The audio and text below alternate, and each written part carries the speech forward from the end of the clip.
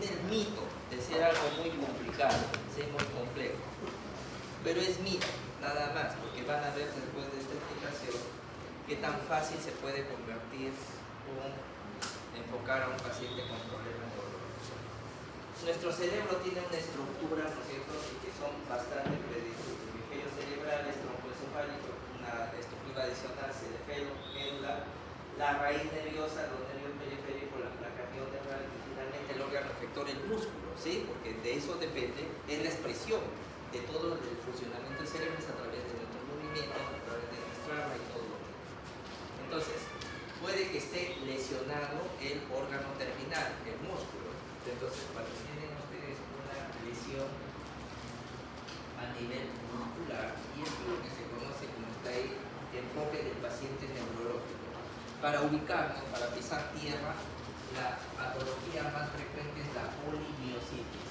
La polimiositis es una enfermedad que es inflamatoria del músculo.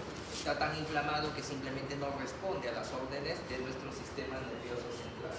¿Y qué características clínicas tiene? Desde el punto de vista clínico, te da debilidad proximal, ¿sí? Una debilidad proximal, ¿sí? En forma permanente, digamos así, entre comillas, en forma constante, ¿sí? O permanente. ¿Cómo evaluamos la debilidad proximal?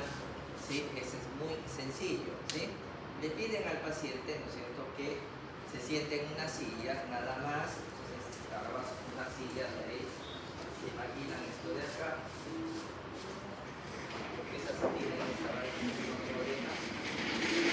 Le piden al paciente que se siente, ¿sí?, y que se incorpore sin apoyo de las manos. Esto. El paciente con polimiositis no puede hacer eso, ¿sí?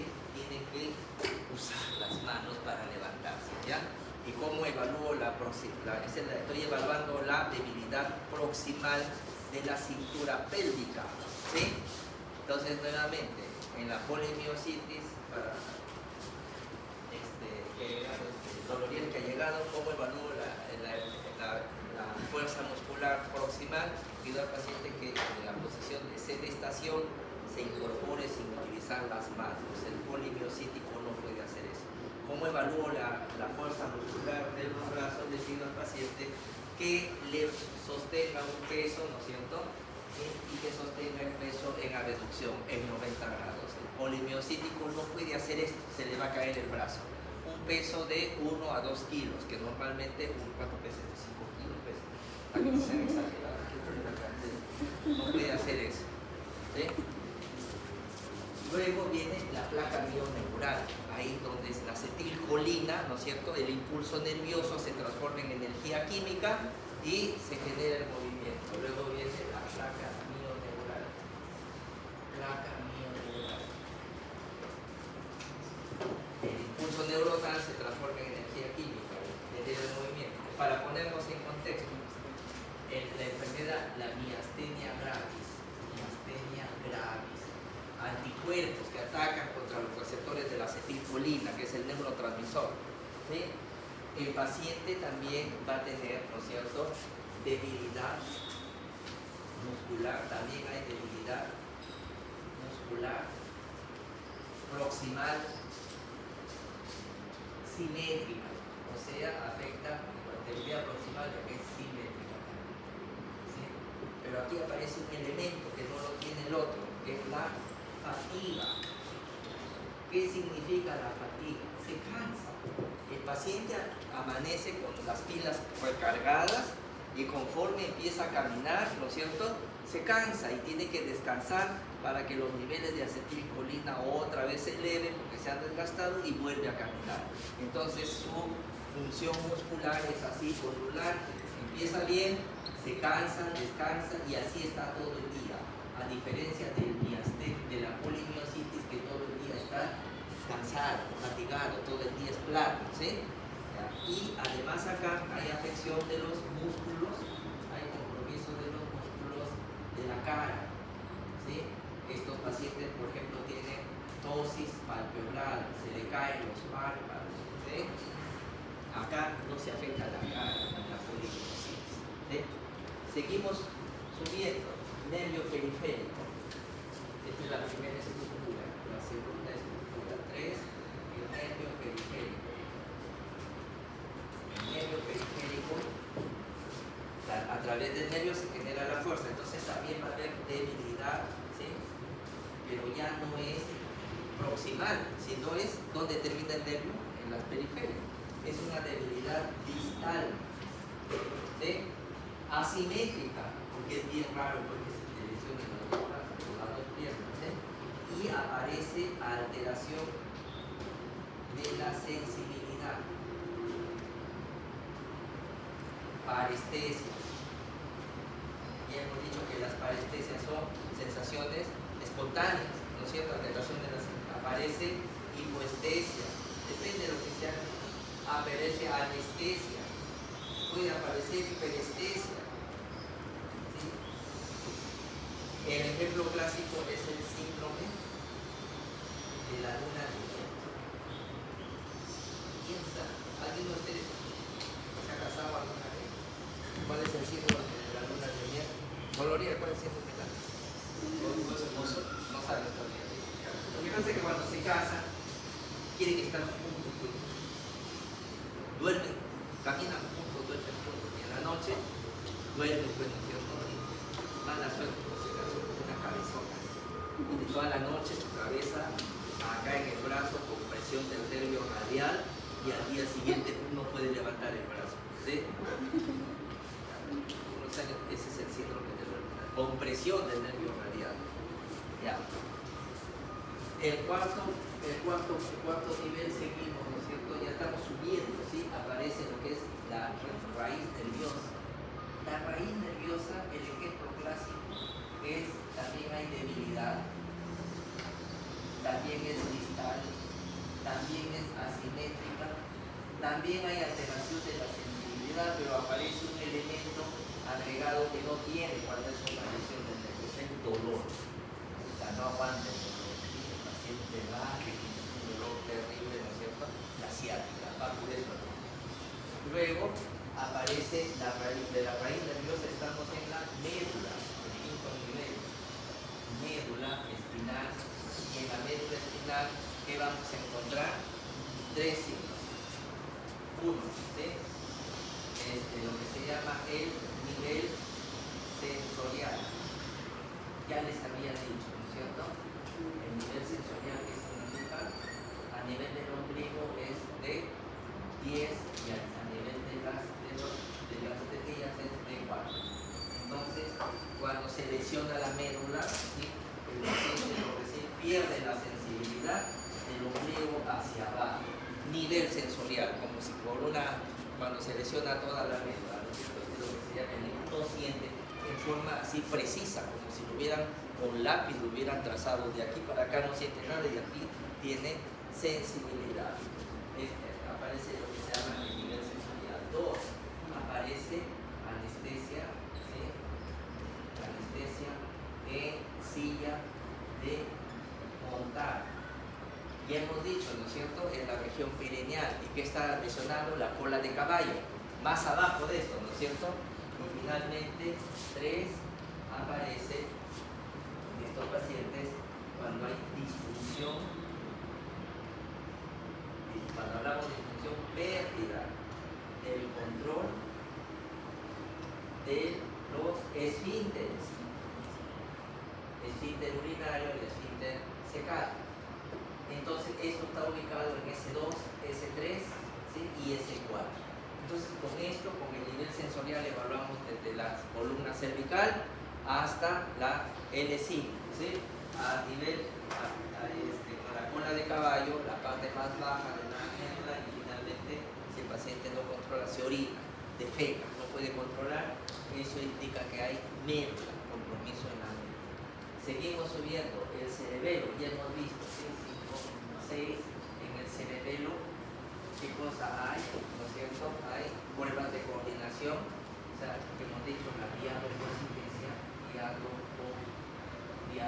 diadococinesia, o movimientos alternantes,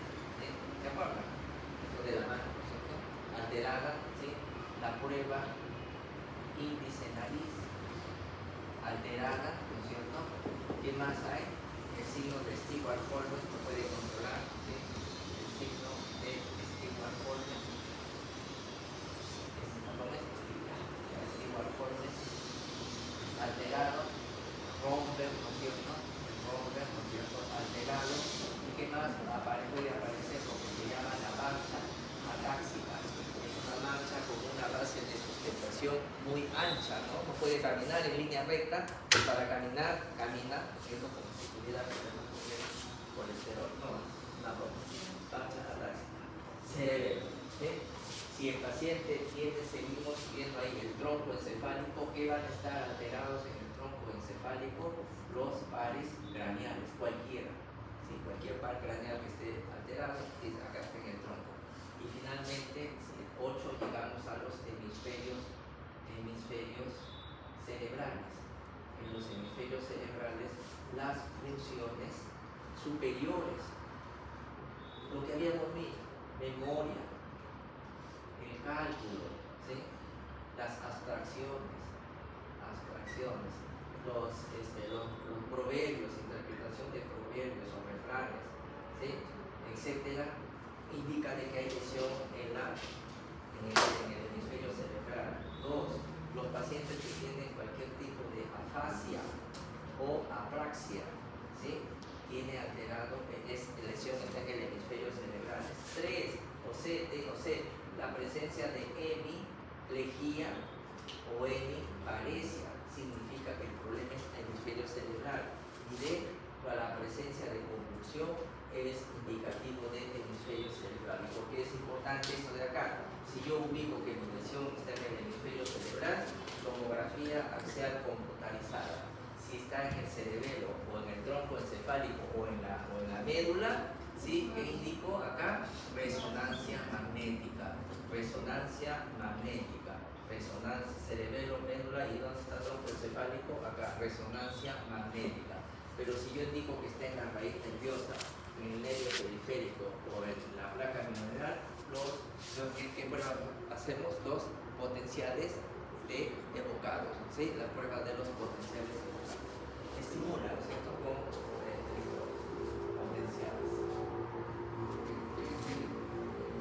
potenciales para todo esto. Para eso nos sirve para saber qué examen. Pero esa es la aplicación. Pero lo más importante es saber dónde está ubicada la lesión. Esa es la neurología, no hay más. ¿Fácil o difícil? Fácil. Aprender cómo evaluar cada segmento. Entonces, esa es la tendencia a la evaluación del paciente neurológico. ¿Se entendió? Sí, así de fácil. Yo uso eso. Le va bien para cualquier paciente. Ahí vienen algunas cosas exquisitas. Entonces, el sistema nervioso central es una estructura organizada y predecible, ¿sí? Entonces, veamos acá. Les decíamos acá, ahora sí. A nivel muscular, repetimos nuevamente, ejemplo clásico, la polimiositis, que es una enfermedad inflamatoria muscular, debilidad proximal que afecta a la cintura escapular y la pélvica, y es simétrica. ¿Cómo? Solicitar al paciente que se ponga de pie, estando sentado sin apoyo de las manos. El polimiosítico no lo puede hacer. Y la cintura escapular, que sostenga un peso de 1 kilo, le dicen en abducción, con los brazos abiertos. Mioneural, la placa. El botulismo, me apareció otra enfermedad y la mía es tener grave. El botulismo es una toxina, ¿no es cierto? Producida por la toxina botulínica, que normalmente lo utilizan para las arrugas, ¿no es cierto? Cuando le ponen y se le borran las arrugas de toda la vida por 2 años. Después tienen que volverse a poner. ¿Sí? Entonces, también en la miastenia gravis o el botulismo, ahí está. Aparece, ¿no es cierto?, debilidad muscular, lo que hemos dicho, es simétrica, ¿sí? Pero aquí hay un elemento agregado, la presencia de fatiga muscular. El paciente inicia su actividad con fuerza normal, conforme se va agotando los receptores, ¿no es cierto?, el paciente se cansa, reposa, se recupera y así está todo el día. Lógicamente, cuando esto es muy grave, ya ni el reposo le funciona, ¿sí? Tiene que tomar sus medicinas, ¿no es cierto? Bien. Y decimos que ahí está está en la placa mioneural. Y no se olviden, aquí falta agregar que la miastenia grave y el botulismo hay compromiso de los músculos faciales, dosis palpebral principalmente. Seguimos subiendo a los nervios periféricos. Ahí está el síndrome de la luna de miel, debilidad distal asimétrica acompañada de alteración de la sensibilidad cualquiera, ¿sí? Y en lo que hay parálisis, ¿sí? Hay parálisis distal, sobre todo en el síndrome de la luna de miel. Y acá está el síndrome del sábado por la noche. ¿Qué ha pasado? ¿No es cierto? Está borracho, pues. ¿Y dónde está el brazo? Sobre una banca, ¿no es cierto? Entonces eso lesiona el nervio y al día siguiente no puede levantar. O el borracho que se queda dormido en la silla, ¿no es cierto? Para no caerse, ¿qué hace? El brazo colgado en la silla toda la noche, ¿sí? Ahí está el síndrome del sábado por la noche. Pero hay algunos que se emborrachan de tierra. Ahí está. Ve, ahí están las chelas. Parestesias y descritas como descargas eléctricas o no. Seguimos a la raíz nerviosa, ¿sí? Hay debilidad distal, asimétrica, también alteración, pero el elemento agregado, les había dicho, es el dolor. O sea, que llegan estos pacientes llorando, llegan al consultorio, ¿sí? ¿Qué haces ahí? Ah, le engañes, con esto te va a pasar, ¿sí? Es terrible el dolor. Lesión medular, el ejemplo clásico, la mielitis transversa, un accidente se lo llevó, una afección se llevó toda la médula, ¿sí? Debilidad simétrica, si puede ser simétrica o asimétrica, descrita como paraparesia, paraplegia, aparece el nivel sensorial, ¿sí? Lo que les había dicho, cuando disfunción de los esfínteres vesicales e intestinales, ¿sí? La orina y las deposiciones no lo controlan, y hay anestesia o hipoestesia en silla de montar. Con eso decimos, esto está en médula, inmediatamente una resonancia magnética. No se olviden, paraparesia, la disminución de las fuerzas, ¿sí? O paraplegia, falta de movimiento en ambas piernas. Seguimos subiendo por niveles. Ahí están, ¿no es cierto? Los famosos niveles. A nivel de C4, más o menos, observen, está a nivel de los hombros. Nivel C5 va bajando, C6, C7, T1 arriba, a la nivel de la axila, T6 por las tetillas, ¿no es cierto? T10, el ombligo habíamos dicho, y L4 en esta zona. S2 y S3 están los centros neuronales del control de los esfínteres, por si acaso. Entonces hay disfunción del esfínter, ahí está la lesión a ese nivel. Troncoencefálico, cualquier lesión a nivel de los pares craneales, ¿sí? Inmediatamente una resonancia magnética, ¿no es cierto? Entonces ahí, ¿qué lesión tiene el paciente? Parálisis de quefal craneal. Observen que el ojo está dirigido hacia el lado nasal en forma horizontal. El sexto par craneal, abducen o motor lateral externo, ¿no es cierto? Ahí está, suficiente con eso. ¿Qué se parece al artista? Es el de la máscara, ¿no? Y claro, ¿se parece? Lesión del noveno par, la función, no, ya me pasé, ¿qué pasó? No sé si me pasa. No, son ejemplos nada. Función del onceavo par, observen elevación del hombro y caída de un lado está elevado y el otro está caído, ¿no es cierto? Porque controla la elevación del hombro. En el cerebelo tiene que ver con la coordinación de los movimientos finos, ¿no es cierto? Ya lo hemos dicho, ¿sí? La marcha y el tono postural, ¿sí? Cuando hay la marcha táxica, base de sustentación ancha, la diadococinesia, movimientos rápidos, coordinación, ¿no es cierto? Esto es lo que hemos visto. Y cuando se lesionan los hemisferios cerebrales, nuevamente repetimos, aparece hemiparesia o hemiplegia, medio cuerpo, convulsiones, las afasias y las apraxias tienen que ver con el hemisferio cerebral, y finalmente cuando hay problemas de la esfera superior, ¿sí? Alteraciones cognitivas, ¿sí? La memoria, el cálculo, las patologías, todo eso, ¿para qué hacemos? Para ver si hay una lesión puntual específica en el hemisferio superior, ¿sí? Si es en el hemisferio superior, la tomografía. Si es en el tronco encefálico, médula y cerebelo, resonancia. Y en el resto, la electromiografía. Para todo el resto, la que mide potenciales evocados, electromiografía, y todo esto a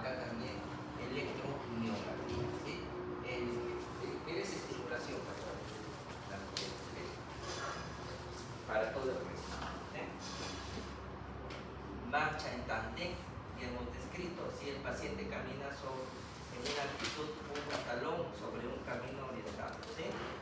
Primero con los ojos abiertos y luego cerrados, ¿sí? ¿Para qué sirve la marcha en tandem?